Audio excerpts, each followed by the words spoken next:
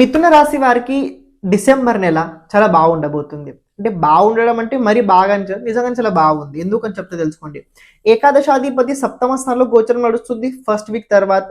అలాగే మీ రాశిలో దేవుడు బృహస్పతి ఫస్ట్ వీక్ తర్వాత రాబోతున్నాడు. అంటే దాదాపు చెప్పాలంటే ఫస్ట్ వీక్ వరకు కొద్దిగా అంత అనుకూలంగా ఉండదు, కానీ సెకండ్ వీక్ ఏదైతే ఉందో సెకండ్ వీక్ నుంచి ఎండింగ్ వరకు చాలా బాగుంటుంది.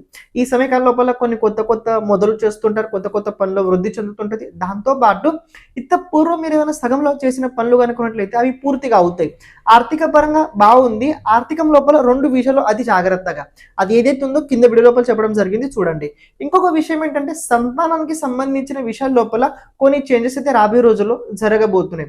ఎప్పుడైతే శుక్రుడు రాశి నుంచి మీకు సప్తమ స్థానం అంటే ధనుసు రాశిలో వస్తాడో అప్పుడు కుటుంబ జీవితం లోపల కొద్దిగా వాతావరణం అయితే కొద్దిగా మాంగళిక కృతంతో అయితే తప్పకుండా ఉండబోతుంది.